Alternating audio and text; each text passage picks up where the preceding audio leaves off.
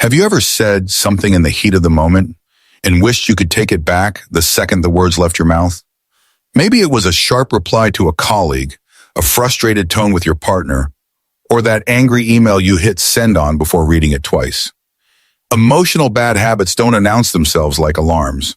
They're more like invisible tripwires, catching you off guard and pulling you into reactions you've repeated 100 times before. I used to believe emotions were like storms, unpredictable, uncontrollable, and something I simply had to endure. But here's the thing. Storms pass, yet the damage they leave depends on how prepared you are.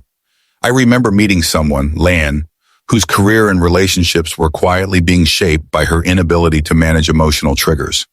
She wasn't unkind. In fact, she cared deeply about her work and her people.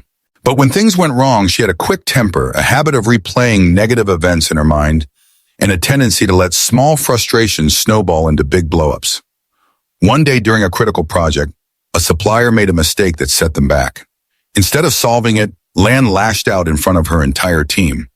The supplier walked away, the project collapsed, and only later did she realize her reaction had caused more damage than the mistake itself. That night, she stumbled upon a line from Marcus Aurelius. "You have power over your mind, not outside events. Realize this and you will find strength." It hit her like a lightning bolt, not because it was new, but because it was true. She couldn't control every problem, every person, every curveball life threw.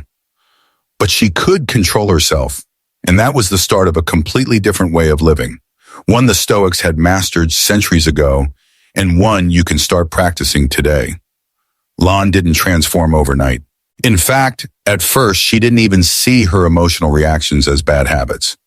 She thought they were just part of her personality, that she was passionate, direct, or a perfectionist who just cares about getting things right. But the truth was harsher. These patterns were costing her opportunities, eroding trust, and making her own days heavier than they needed to be. One Monday morning, her boss asked her to redo a presentation she had worked on for 2 weeks. The feedback was valid, but all Lan heard was criticism. Her chest tightened, her jaw clenched, and before she knew it, she was firing back defensive comments in a meeting full of senior leaders. The room went silent. Later, a teammate she trusted pulled her aside and said, "Lan, you're brilliant, but sometimes you let your emotions speak louder than your ideas." That sentence echoed in her mind for days. She decided to track her reactions for a week, just as an experiment. Every time she felt herself tensing up, she wrote down what happened, what she felt, and how she responded. By Friday, a pattern emerged. It wasn't the big problems that broke her. It was the small irritations stacked on top of each other, like pebbles filling a jar until there was no space left to breathe. A delayed email reply, a teammate forgetting to update a file, a miscommunication in a group chat. None of these were disasters, yet together they pulled her into the same cycle. Trigger, tension, reaction, regret. That weekend, she picked up Meditations by Marcus Aurelius, the book she had bookmarked weeks earlier.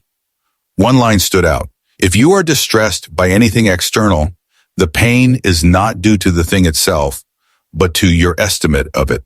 And this you have the power to revoke at any moment." Lan realized she had been giving her emotions the steering wheel, letting them decide her words, her tone, her decisions. And if she could take that steering wheel back, she could change the course entirely. Her first test came sooner than expected. On Monday, a client called to complain about a delay. Her pulse quickened, ready to defend herself. But this time, she took one slow breath and asked, "What's the most constructive thing I can do right now?"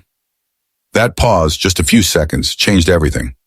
Instead of escalating the problem, she listened, proposed a solution, and ended the call with the client thanking her for her professionalism. It was a small victory, but for Lan, it was proof. She could break the cycle.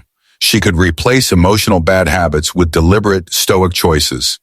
And from that day forward, she committed to practicing, not perfection, but progress, one reaction at a time.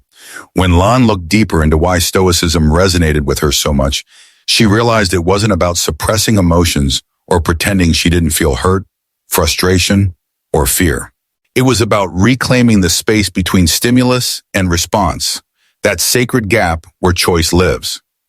The Stoics had a simple yet radical belief: you can't control what happens to you, but you can always control how you interpret it and how you respond. Epictetus taught, men are disturbed not by things but by the view which they take of them. For Lan, this was a revelation. She had been living as if every external trigger demanded an immediate emotional answer, like she was a puppet and life was pulling the strings.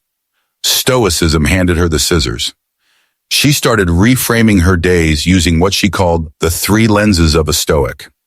First, control versus no control, a mental filter to immediately separate what was hers to influence and what was beyond her reach.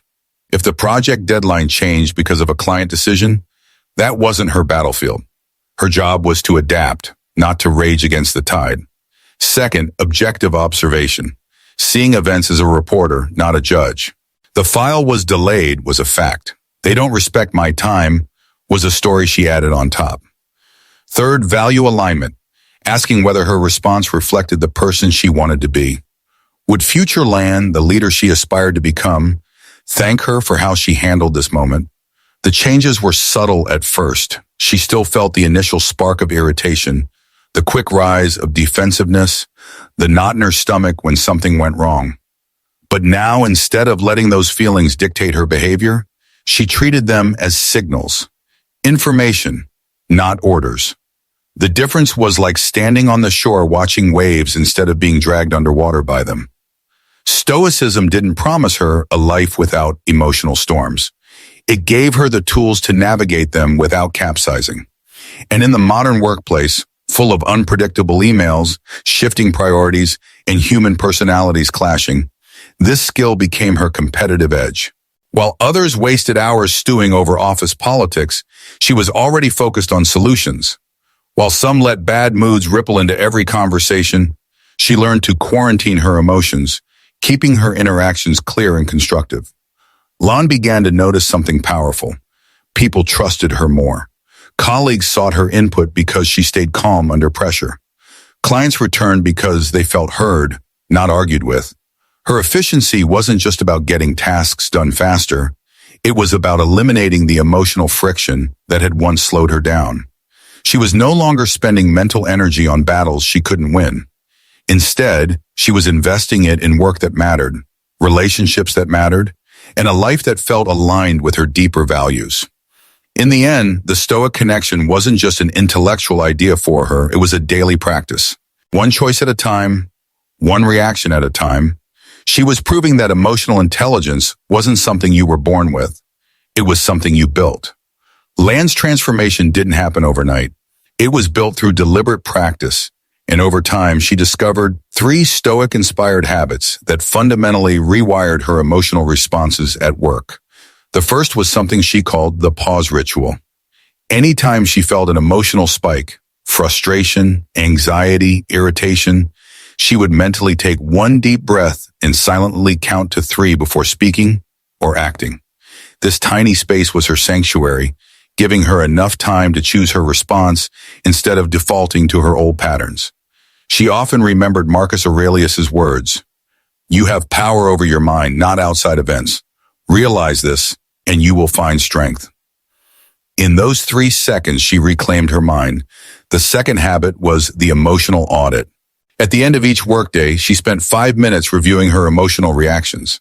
She would write down moments that triggered her, then ask herself 3 questions. Was this within my control? What story did I tell myself about it? And how could I respond differently next time? This wasn't about beating herself up for mistakes. It was about building a record of lessons. Over weeks, she began to see patterns. Certain emails always stressed her because she assumed urgency when there was none. Certain colleagues triggered defensiveness because she interpreted their bluntness as disrespect. Once she saw the pattern, she could break it. The third habit was memento mori for reactions. Memento mori, remember you will die, wasn't morbid for her. It was clarifying.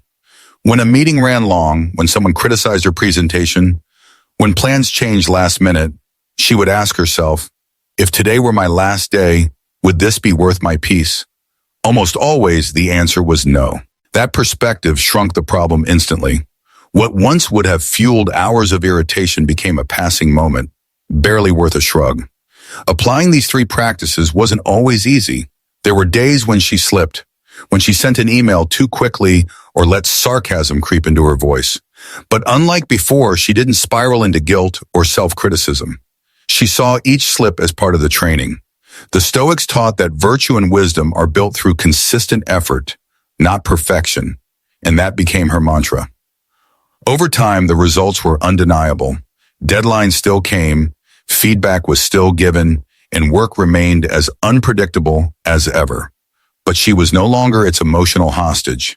She could feel pressure without panicking, hear criticism without crumbling, and experience conflict without escalating it. The ripple effect was profound. Her team's morale improved because she wasn't spreading stress through her tone or expressions. Her productivity increased because she wasn't wasting mental bandwidth on emotional recovery after every setback. Even her personal life benefited. She brought home less of the day's tension, allowing her evenings to be a space for rest, connection, and creativity. People often asked her, "Lon, how do you stay so calm?" And she would smile, not because she never felt the storm, but because she had learned to be the captain of her ship, steering through it with steady hands. For her, breaking emotional bad habits wasn't about suppressing feelings or becoming robotic. It was about mastering the art of choice. And with each pause, each audit, and each reminder of life's brevity, she was living proof that in a world full of triggers, the greatest power you have is deciding what gets to trigger you. Breaking emotional bad habits is not about pretending nothing affects you. It's about recognizing that while you can't control the storm, you can control your sails. The world will keep testing you. Deadlines will still arrive uncomfortably close. People will still say things without thinking. Situations will still flip your plans upside down. But you don't have to hand over your peace as payment for every inconvenience. The Stoics remind us that your mind is your kingdom, and no one enters without your permission. Imagine what your days could feel like if you stopped giving your energy to every irritation, if you stopped letting emotions hijack your focus, if you reclaimed your time and attention to build the life you actually want. You don't need to wait for the right moment to start, because the right moment is right now. The next time you feel your frustration rise, pause. The next time you catch yourself reacting on impulse, breathe. The next time you're about to give your peace away for free, ask yourself, is this worth it? That one choice, repeated over and over, will change your life more than any motivational speech or productivity hack ever could. Land's journey wasn't about becoming perfect. It was about becoming intentional. And yours can be too. Start with one habit. Maybe it's the 3-second pause. Maybe it's the nightly audit. Maybe it's the reminder that life is too short for petty battles. But start, because the longer you wait, the more you reinforce the patterns you want to break. And your future self, calmer, clearer, stronger, is waiting for you to meet them. You get there not by wishing, but by acting. So today, before you close this video, pick one emotional habit you're ready to leave behind and take the first step to becoming the kind of person who doesn't just survive the storm, but masters it.